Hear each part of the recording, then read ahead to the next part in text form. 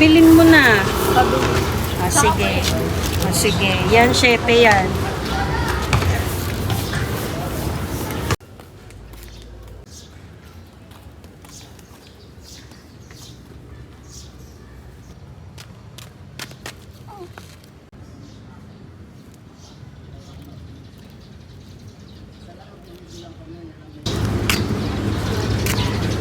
Rachel!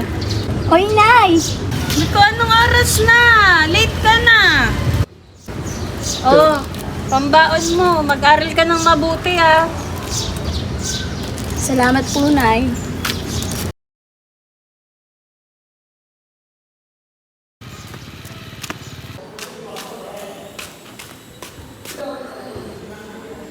Oh, Rachel, late ka na naman. Pumasok ka na.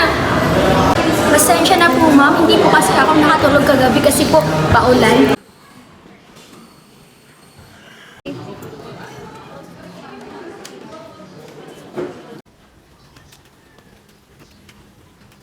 Nay!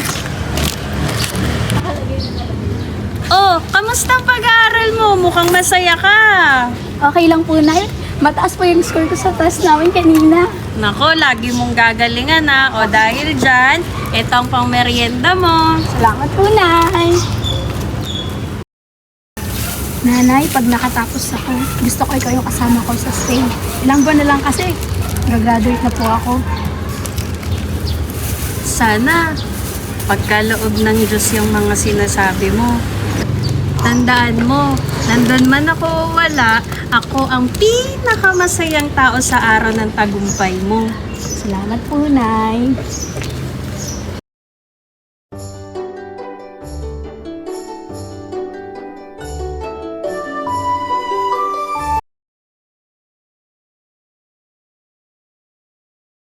Okay, magandang umaga.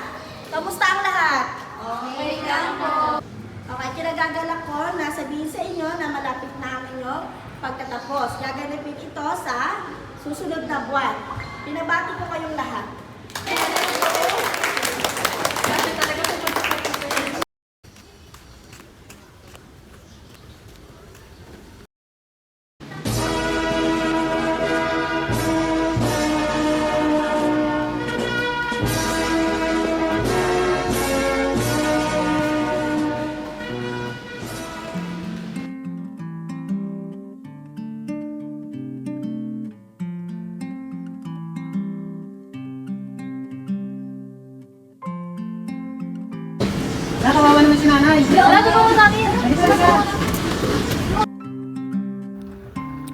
Totoo nga ang sabi mo, Nay.